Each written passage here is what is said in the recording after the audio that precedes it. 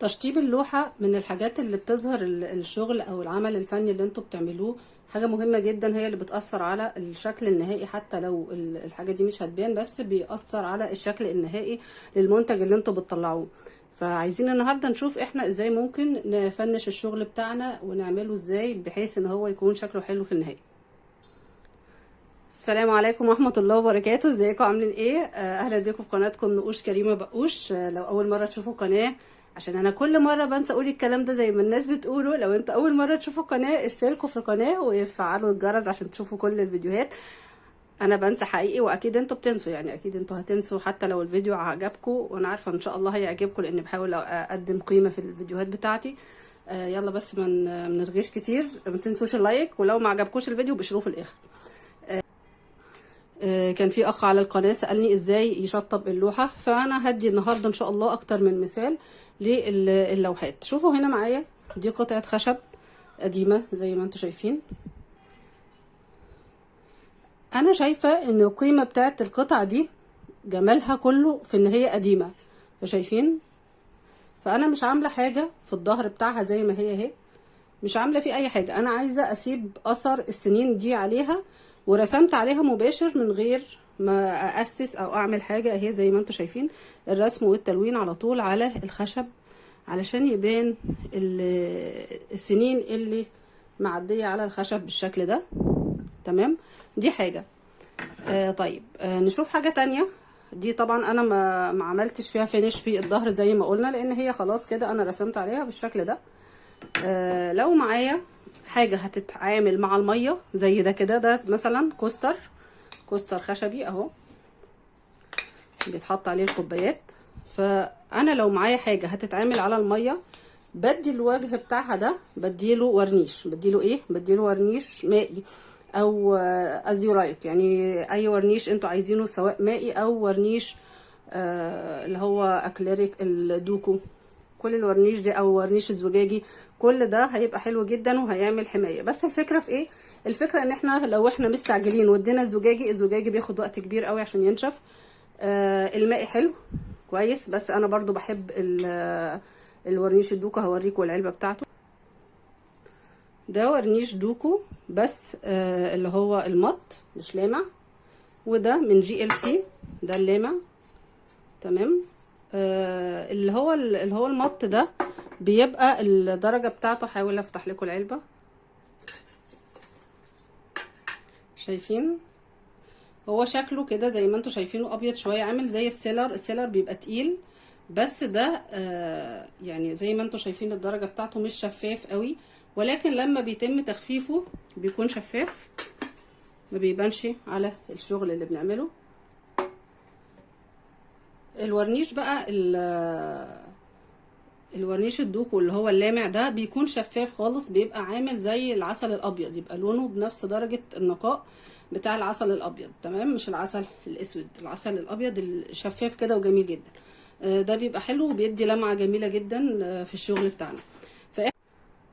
فاذا احنا هنا عرفنا احنا لو عايزين حاجة تتعامل مع المية هندي الورنيش الدوكو. والدوكو ده على فكرة بيتخفف بالتنر الحامي، ثواني، بيتخفف بالنوع ده من التنر عشان بيبقى فيه بيكون في انواع رديئة ممكن تبوظ الشغل بتاعنا او تبوظ الورنيش، والاسعار بقت دلوقتي غالية جدا. فاحنا دلوقتي بنحاول نفنش الشغل على اعلى مستوى. طيب في ايه تاني ممكن يعني نفنش بيه الشغل؟ شايفين دي قطعة الخشب كده مش معمول عليها اي حاجة، هي كده زي ما احنا شايفينها نظيفة. فانا مش محتاجة على فكرة اعمل فيها حاجة. كل اللي انا محتاجاه لو في حاجة زي كده، بما ان هي مثلا ممكن تبقى معلقة او حاجة، فلو انا هعلق لها حاجة وهي هتتعلق على الحيطة، هي ما فيهاش اي حاجة نشيل بس الالوان دي بالصنفرة. بجيب صنفرة زي كده وبالصنفرة الخشنة، وابدأ اشيل الالوان اللي فيها. طبعا انا مش هطول عليكم، مش هعمل الشغل ده قدامكم كده، لو في حاجة بس هنبينها هنعملها. معايا الورنيش المائي. تمام، ده شكله قبل ما يتخفف، ده برضو بيبقى حلو في الفينش، وفيه احيانا بنقسس بيه اهو، بيبقى عامل زي الحليب بس تقيل شوية. او الكريمه بنخففه بالميه لان هو مائي، فالاساس بتاعه مائي. ده شكله بعد ما بتخفف، ده القوام بتاعه لما بيتخف. طبعا هو اتقل من كده. طيب معايا ايه تاني من طرق ان انا افنش الشغل بتاعي؟ نشوف كده. شايفين دي مثلا معلقه اهي، ده على فكره شغل ابني، فايه رايكم؟ فانتوا تقدروا تعملوا شغل حلو قوي. شايفين ده ورق جلاد اهو عادي، شكلها شيك جدا. جميل ان الاولاد في الاجازه تحاول تعمل حاجه، لان هم بيبقوا حاسين ان هم زهقانين، فجميل ان احنا نخليهم يعملوا حاجه يتعلموها ويعني يقضوا الوقت بتاعهم فيها. فانا بجيب ورق زي ده كده. طبعا احنا بنحاول ما نهدرش في الخامه بتاعتنا، طبعا ده بيبقى فرخ كبير. انا بس دلوقتي بوريكم ازاي هناخد على قد القطعه بتاعتنا اهو. مثلا كده بجيب بقى الغيره. شايفين الخشب ده كان مدهون اصلا مره، واخد اساس ابيض، فانا دلوقتي طبعا مش هسيبه على الشكل ده، هعمل له الفينيش اللي اتفقنا عليه. هجيب الغيره الابيض وهبدا ادهن القطعه بتاعتي كويس قوي. ماشي، ممكن تخفوا الغيره شويه. خلاص هدهن كل قطعه واوريكم. خلاص كده انا دهنت كل المساحه اللي عندي. هجيب الورقه بقى اللي عندي دي كده والزقها، احطها. ممكن تحطوها كده يعني، بما ان هي فيها حرف فانا احط الحرف ده على الحرف ده بحيث محتاجش ان انا اقص منه.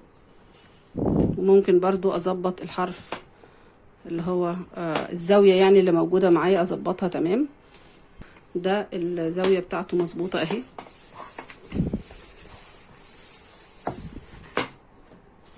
بجيب بالشكل ده كده.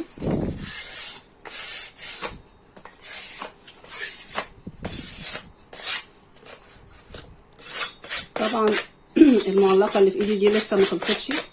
شايفين بقى الطريقه بقى ان انا اقطع الزياده. شايفين انا بنزل بميل كده بالشكل ده كده.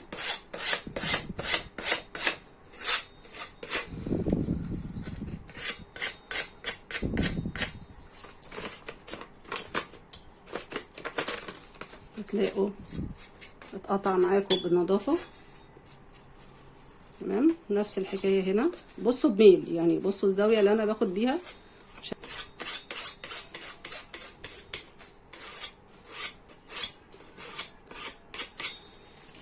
بالشكل ده. تمام كده. وهجيب الصنفره